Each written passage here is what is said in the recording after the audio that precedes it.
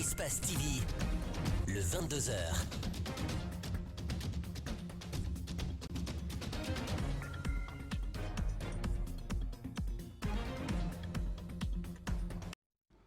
Il est 22h à Conakry. Bonsoir à tous. Merci de nous rejoindre sur Espace TV. Voici les titres qui concentrent l'actualité de ce mardi 7 janvier. La Commission électorale nationale indépendante publie la liste des partis politiques qui prendront part aux législatives de février prochain. Sans surprise, les partis ténors de l'opposition républicaine n'y figurent pas. Le RPG Arc-en-Ciel sera en lice avec une vingtaine de formations ayant fait acte de candidature.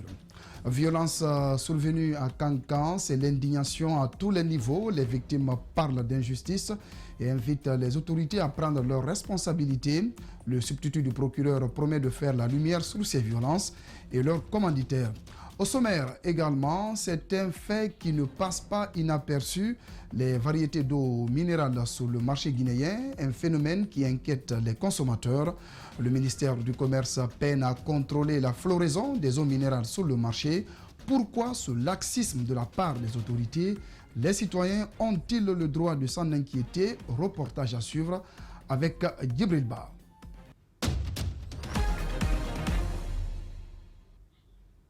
Voilà pour le sommaire de ce 22h. Soyez les bienvenus. Nous sommes ensemble pour une demi-heure d'information.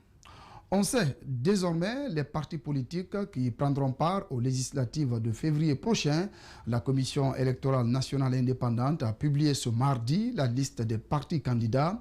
Sans surprise, les partis ténors de l'opposition républicaine n'y figurent pas et ils sont restés bien campés sur leur décision à ne pas participer à ce scrutin. Explication, Mohamed Damarou Kamara, Mohamed Aloussen Kamara. La Commission électorale nationale indépendante hâte les pas et veut faire en sorte que la date des législatives ne subisse plus un autre report. La commission de réception et de gestion des candidatures mise en place dans le cadre de la mise en œuvre du calendrier électoral a bouclé son travail et une liste définitive des partis politiques candidats au scrutin a été remise au président de l'institution. Au scrutin de liste nationale à la représentation proportionnelle, 29 partis politiques ont été retenus par la CENI. C'est-à-dire que chaque parti politique a présenté une liste de 76 candidats. Au scrutin uninominal majoritaire à un tour, 14 partis politiques ont été retenus. Sans surprise, les partis ténors de l'opposition dite républicaine qui avaient renoncé à leur participation aux élections sont restés fermes sur leur décision. Devant les journalistes, Maître Salif Kébé a déroulé la liste des partis. Aucun d'entre eux n'a été cité. Pour le RPG Arc-en-Ciel, sans doute une belle opportunité. Par exemple, pour la candidature à l'uninominal, le parti au pouvoir est allé en conquête, même dans les circonscriptions supposées fiefs du principal parti de l'opposition. Mamou, Rassemblement du peuple de Guinée, Arc-en-Ciel, RPG Arc-en-Ciel. Dalaba, Union des forces démocratiques, UFD. Union pour le progrès et le renouveau, UPR. Mouvement populaire démocratique de Guinée, MPDG. Rassemblement du peuple de Guinée, Arc-en-Ciel, RPG Arc-en-Ciel. Ce sont au total 32 partis qui ont exprimé leur intérêt pour ces législatives. Seulement 3 d'entre eux ont été recalés. Tant qu'ils n'ont pas reçu de notification, je ne peux pas rendre leur nom public. Mais les raisons, pour certains, c'est le manque de paiement du cautionnement. Pour d'autres, c'est des dossiers incomplets qui nous sont parvenus. Il y a même d'autres qui nous ont envoyé des candidatures, déclarations de candidature non signées. La date du 16 février est-elle tenable? La question a été posée au président de la CENI. Maître Salif Kébé a encore une fois rassuré. Techniquement, la CENI est prête à aller aux élections le 16 février. Dans les prochaines heures, les listes provisoires seront affichées. Les électeurs auront 15 jours pour vérifier leurs identités avec les données alphanumériques. On en parlait hier suite aux violences survenues à Kankan. La plupart des boutiques et magasins sont restés fermés ce lundi pendant toute la journée. Certains commerçants rencontrés par notre correspondant sur place à la déventure de leurs magasins ont laissé entendre leurs cris de cœur avant d'inviter les autorités locales à prendre leurs responsabilités. On les écoute au micro d'Alpha Oumar Keita. Oui, la quasi-totalité des places d'aujourd'hui sont fermées parce que les gens ont un cri de cœur. Malheureusement, pour ce qui s'est passé hier à Mobile, nous condamnons fermement. Hier, il y avait la gendarmerie, il y avait la police était là-bas. Ils se sont attaqués aux gens. Ils n'ont rien fait. Ils n'ont rien fait pour pouvoir résoudre ça. Les bandits, là, les malfrats là, prenaient les biens des gens pour venir leur donner. Et ils étaient arrêtés là. Là, nous condamnons fermement. Donc, raison pour laquelle nous avons jugé nécessaire de fermer l'ensemble des boutiques qui se trouvent à Kankan ici jusqu'à nouvel ordre. Pour montrer qu'ici à Kankan ici, nous ne nous manifestons pas. Kankan ne ferme les boutiques ici pour deux choses. La première chose, les jours de férié. Deuxièmement, quand le président vient ici, ce sont les deux choses qui permettent ici à Kankan ici de fermer les boutiques. Sinon, nous à Kankan ici, il n'y a pas de manifestation. Non, les commerçants sont victimes de pillages. Mais selon notre constat à Kankan ici, c'est la première fois. Mais à Conakry, on sait qu'à chaque fois qu'il y a des manifestations, il y a des répercussions sur les commerçants. Mais des attaques pareilles à Kankan ici, en tout cas, à ma connaissance, c'est la première fois. Et nous appelons vraiment l'autorité à prendre les mesures nécessaires pour empêcher que cela se répète dans l'avenir. L'activité que nous menons, c'est dans l'intérêt de tout le monde. Vous voyez quelqu'un qui vend, ce n'est pas pour lui, c'est pour toute la communauté. Donc, nous appelons d'abord les sages de Kankan ici de prendre les mesures nécessaires, de dire à toute la communauté qui est là que nous sommes ensemble, de ne pas s'attaquer contre un individu. À l'autorité en place, de prendre les mesures nécessaires pour la sécurité des personnes et leurs biens. C'est leur rôle fondamental. Et puis, dans la foulée indignée par ces violences, le substitut du procureur de la République, près le tribunal de Kankan, a au nom du parquet condamné les dites violences avant de rassurer la population de leur engagement en vue de faire toute la lumière sur le dossier et que les auteurs soient condamnés à la hauteur de leur forfaiture. On écoute Maurice Onivogui au micro d'Alpha Oumar Keita. Dans la journée du lundi 6 janvier 2020, nous avons été informés avec regret que des individus mal intentionnés se sont attaqués précisément dans le quartier Misra, commune urbaine de Kankan, pillant et emportant plusieurs biens et des numéraires. Ces actes de vandalisme, qui sont une première à Kankan, ne peuvent cependant rester impunis. C'est pourquoi le parquet sans désemparer a instruit les services de police judiciaire, notamment le commissariat central et la brigade de recherche, à l'effet de procéder immédiatement aux enquêtes pour les faits de pillage, vol, destruction d'édifices privés et complicité. Ces infractions sont prévues et punies par les dispositions des articles 19, 20, 514, 373 et 523 du Code pénal, en vue d'interpeller toute personne liée à ces actes comme auteur, co-auteur ou complice, afin de les traduire devant la justice pour répondre de leurs actes. Nous tenons à rassurer la population de Kankan que la justice prendra toutes ses responsabilités pour faire son travail et ne fléchira devant quelques obstacles que ce soit. Vous serez régulièrement informés de l'évolution de l'enquête. Voilà, Maurice Onivogui, substitut du procureur de la République près du TPI de Kankan. Il s'exprimait donc par rapport à ces violences survenues à Kankan. Les travaux de reconstruction de la route nationale Koya-Mamou-Dabola évoluent comme prévu dans le cahier de charge. 220 km sur les 355 ont été terrassés. Les déblais et remblais sont en cours à plusieurs endroits. C'est le cas sur la contournante de l'Issan où s'est rendu le président Alpha Condé. Il dit être satisfait de l'évolution des travaux. Mamadou Kalisso, Tierno Sadouba. Le site de Yombouré situé entre Koya et Kindia. Ce nouveau tracé, avec un déblai de plusieurs mètres de profondeur, des remblais pour des aires de stationnement, cette technique permet d'éliminer ces virages dangereux. C'est là où on exprime réellement le passage du R60 et R80, les cassures des virages, la diminution de la pente de la montagne et puis l'extension des zones de remblai pour pouvoir faire des aires de stationnement aussi avec les produits de décapage. Donc là, vous voyez, au départ, on avait une largeur de 9 mètres, on a maintenant presque 45 mètres de large. Ça permet de sortir les voies et de sortir les aires de stationnement. Le même travail se déroule sur la contournante de l'Insan. Des déblais de 18 mètres sont en cours. Des ouvrages hydrauliques et de franchissement sont simultanément réalisés.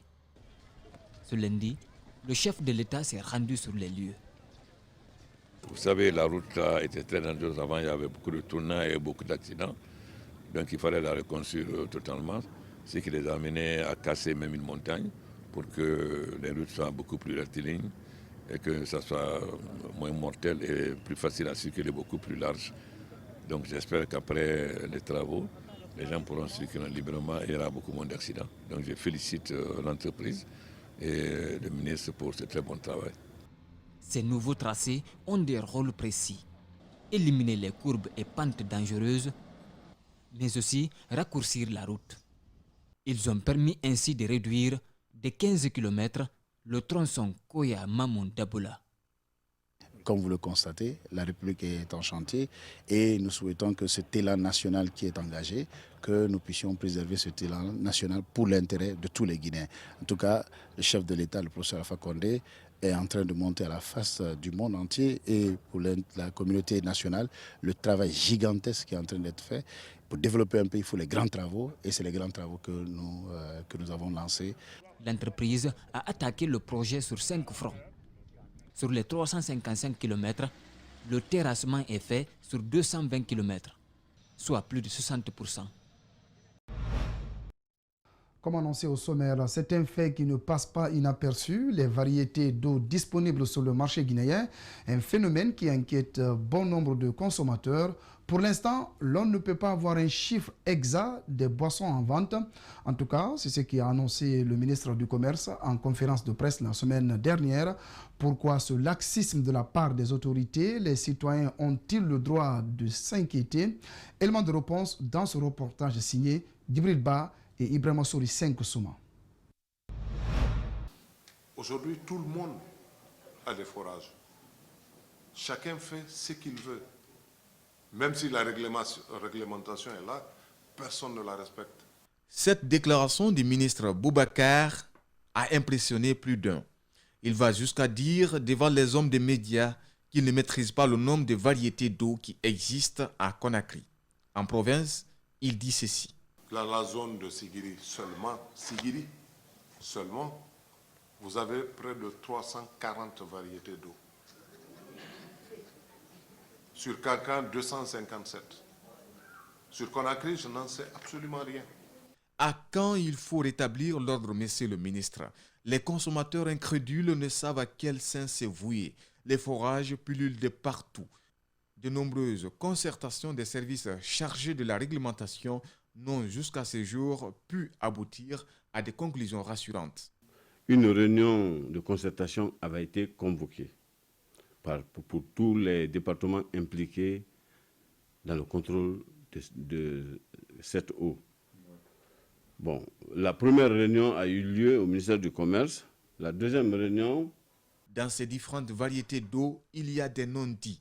Pour trouver immédiatement l'alternative, le directeur général de l'Office national du contrôle de qualité propose. Là où le bas blesse, c'est le manque de règlement, le vide juridique dans le domaine de l'eau.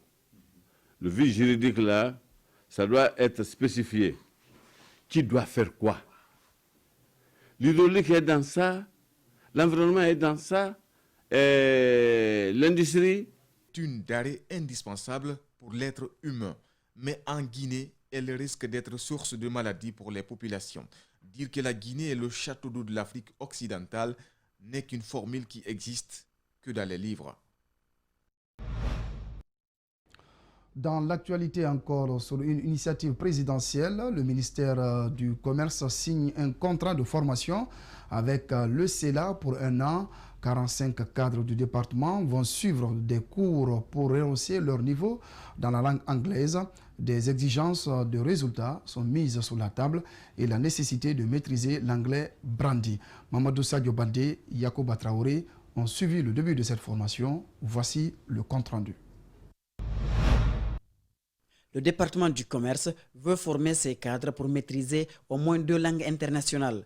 Le ministère veut soigner un handicap que ces cadres rencontrent dans les négociations commerciales internationales. Un besoin d'intégration vient compléter cette nécessité d'apprendre l'anglais. Et qui parle donc de négociateur, parle de quelqu'un qui maîtrise l'anglais et le français.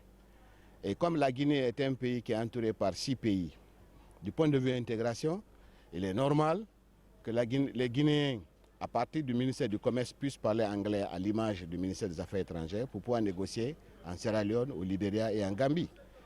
Mais fondamentalement, cette initiative est une initiative présidentielle que suit notre ministre dans sa partie application au niveau du ministère du Commerce. À l'image du ministère des Affaires étrangères, outre le français, les langues internationales ne doivent pas être un frein, mais au contraire, un atout, d'où cette exigence de résultats imposés aux apprenants. Le contrat qui nous lie à les obligations. On a dit chaque mois, il faut faire un bilan, un rapport au ministère du Commerce, au CIR. Chaque mois, je verrai, en fonction de l'évolution, qui fait quoi. Au départ, on a voulu faire un engagement pour chacun de vous. S'engage à venir régulièrement au cours. Parce que c'est l'argent qu'on a payé. Si vous manquez de cours, c'est qu'on appelle l'argent. Après un test interne, ces fonctionnaires vont être pris en différents groupes pédagogiques, comme le décrit le CELA. Après une évaluation que nous avons amenée ici, on a trouvé qu'il vraiment y a des niveaux. Ça, c'est niveau débutant, ce qu'on appelle beginner's level et intermediate level. Donc même le beginner's level, nous allons scinder le groupe parce qu'ils sont tellement beaucoup que nous allons scinder en deux groupes. Ça, c'est 2 groupes de formation que nous allons, groupes pédagogiques que nous allons mettre en place. 1 an de cours suffisant pour apprendre ou rehausser son niveau en anglais. Un emploi du temps adapté sera mis en place pour ne pas impacter le temps de travail des apprenants. Une fille âgée de 12 ans vient d'être victime d'une agression sexuelle. Le présumé auteur chauffeur du taxi serait âgé d'une 40aine d'années. Il a été présenté ce matin à la presse par les agents de l'Oprogem. L'acte s'est passé le 3 janvier dernier au carrefour de la cimenterie. C'est le premier acte de viol dénoncé et déféré cette année 2020. Mariam Foudé Camara, Amaralex Silla.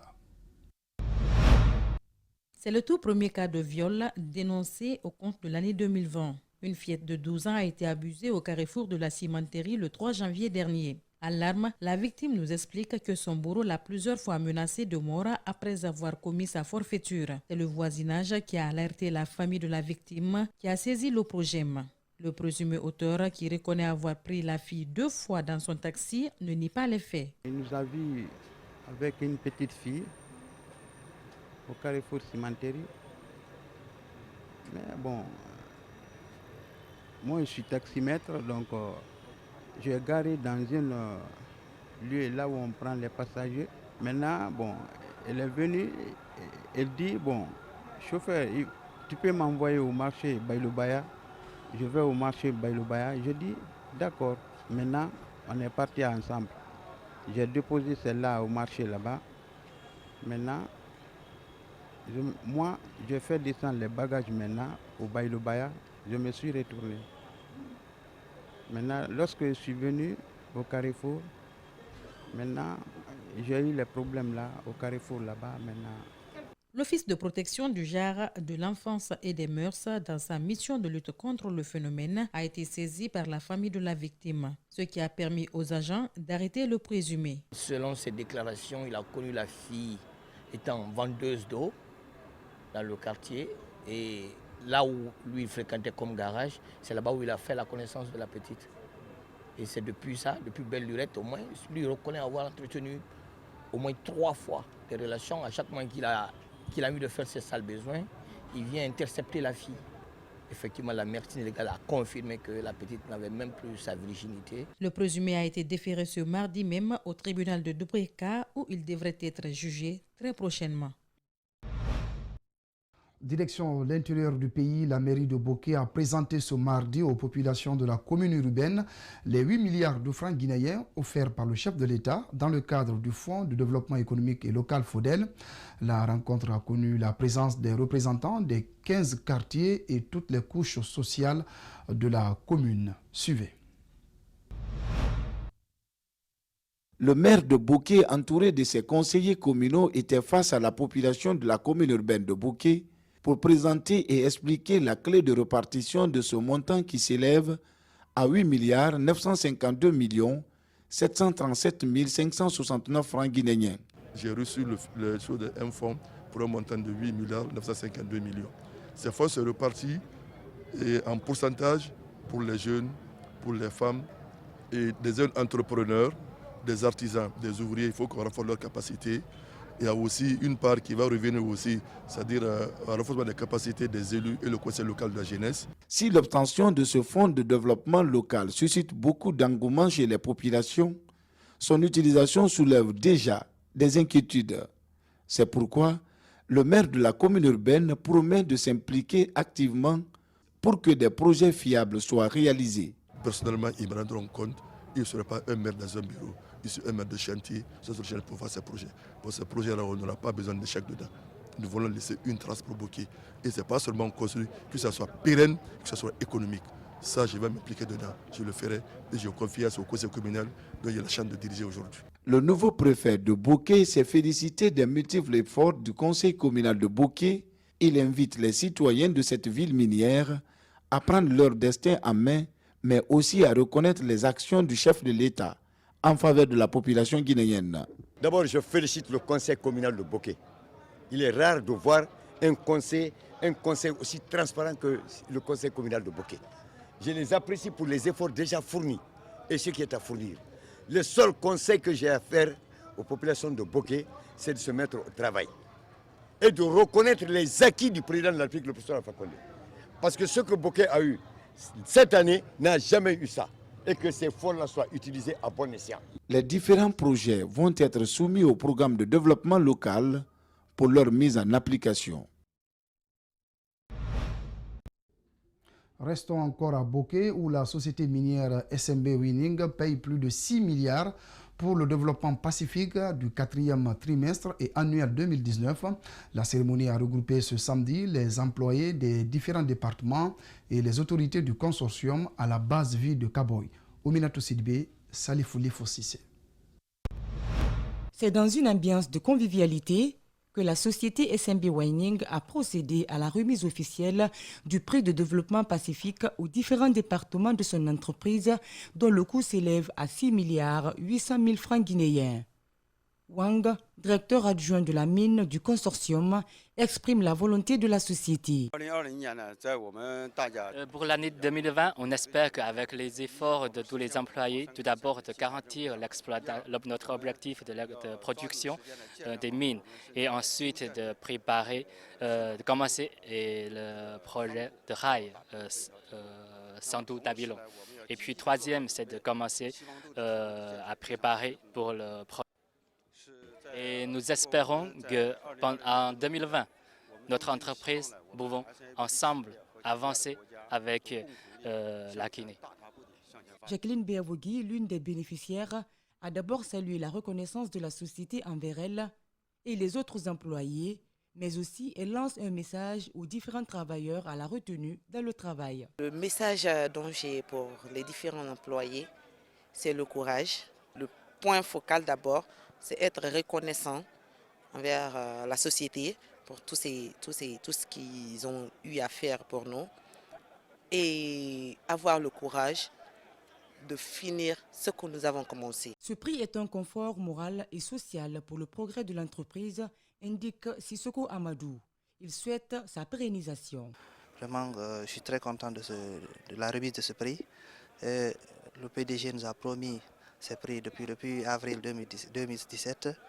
J'exhorte tout le monde de travailler parce que le PDG il a beaucoup de projets pour la Guinée, à savoir le projet Simandou que nous venons d'obtenir avec 16 milliards de dollars. Le dynamisme de cette prime annuelle pourrait réduire les remous sociaux au sein de l'entreprise et accroître la production du consortium SMB Weining. La société de téléphonie mobile Tecno a lancé en fin d'année une promo pour récompenser les clients de la dite société. Ils sont une vingtaine de clients à avoir bénéficié de cadeaux après des tirages au sort de cette promo du Nouvel An. Reportage Mohamed Valek Touré, Amaralex Silla.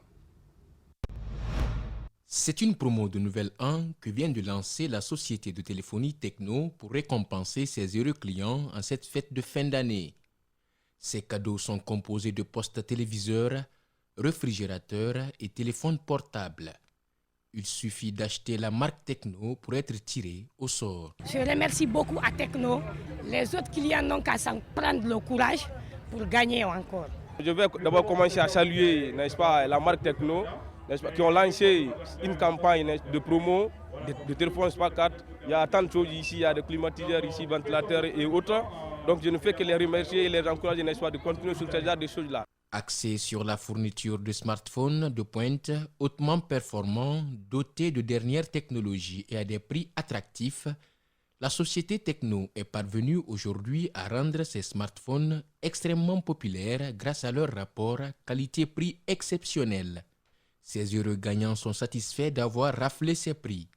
Ils exultent. Tout d'abord, j'aimerais remercier Tecno Guinée et souhaiter bonne et heureuse année à toutes les fidèles chrétiennes. Je suis très contente d'avoir un poste téléviseur à travers Tecno Guinée et j'encourage tout le monde à venir acheter des téléphones Tecno et participer au tirage. Tecno n'est pas sa première promo. La société initie chaque année des promos de récompense depuis son implantation en Guinée. La société comprend des marques phares de téléphones portables destinés au marché émergent. Vous pouvez abattre maintenant pour aller à notre boutique acheter des téléphones Tecno, Smart 4 et Camon 12. Donc c'est la chance de gagner beaucoup de cadeaux, des motos, des climatiseurs, des congélateurs, des ventilateurs aussi. Pour la satisfaction de ses clients, la société accorde une attention à ses clients qu'elle veut fidéliser sur le long terme. Direction le Mali voisin, dialogue national inclusif en l'absence des principaux partis de l'opposition. Oui, c'est possible. Et ce n'est pas en Guinée, mais c'est au Mali voisin donc. Cette opposition fustige les termes de référence. Les vrais problèmes du pays n'ont pas été discutés. L'insécurité et la corruption, mauvaise gouvernance entre autres, ce qui a sans doute fâché lors d'un séjour au pays d'Ibeka. Ibrahim Boubacar Keïta, Jacques Lewaleno et Djibril Kaba Kamara ont promené leur micro aux acteurs politiques et citoyens. Suivez ce élément rendu par Arsène Bari. Le dialogue national inclusif s'est tenu au Mali du 14 au 22 décembre 2019. Une initiative du président Ibeka, Ibrahim Boubacar Keïta. L'objectif est de trouver les voies et moyens de sortir le pays de la crise dans laquelle il est confronté. Cependant, une écrasante majorité de l'opposition, dont le chef de file Soumaïla Cissé, boycotte la rencontre. Les conditions ne sont pas réunies pour la réussite du dialogue national, clame-t-il. Nous voulions une résolution contraignante. C'est que nous voulions un dialogue qui met en cause le fondement même de l'État malien.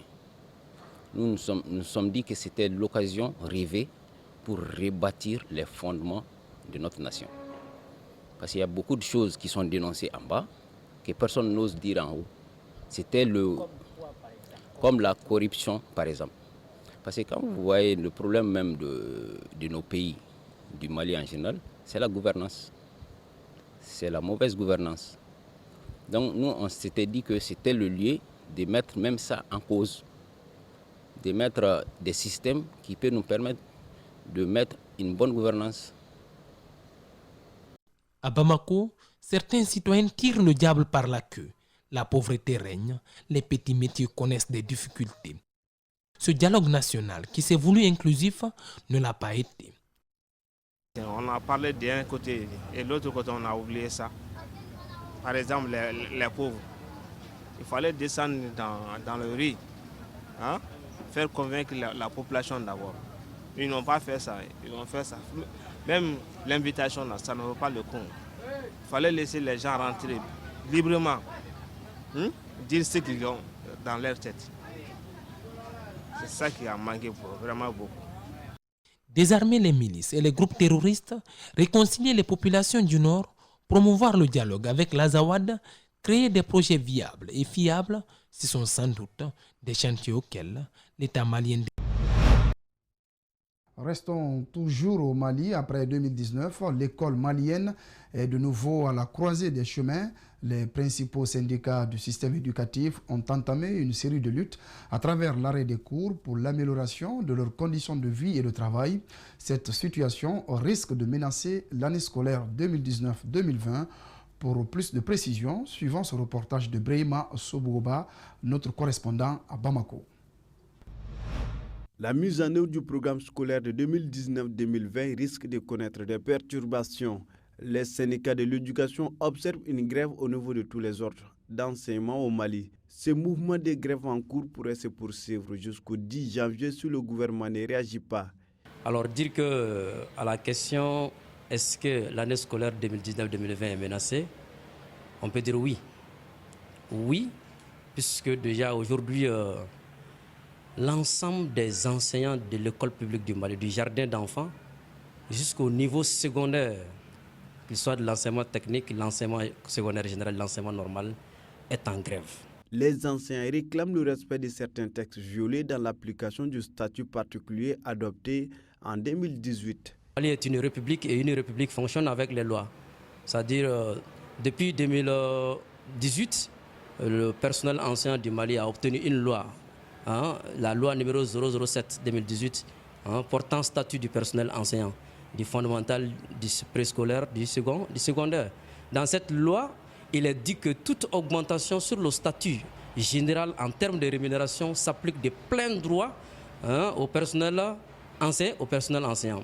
En attendant une réaction du gouvernement, un nouveau préavis de grève a été déposé par les enseignants.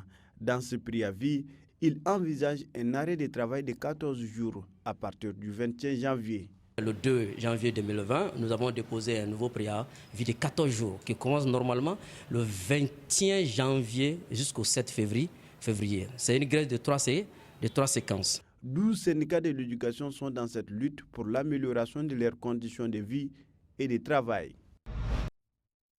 Cet élément de sport pour clore cette édition d'information, Sadio Mané est sacré nouveau ballon d'or du continent. L'attaquant sénégalais de Liverpool donc, a été sacré donc, joueur de l'année africain. Il a reçu ce prix dans la soirée de ce mardi du côté de l'Égypte au niveau de la Confédération africaine de football. C'est la fin donc de cette édition. Merci de l'attention. Excellente soirée sur Espace TV.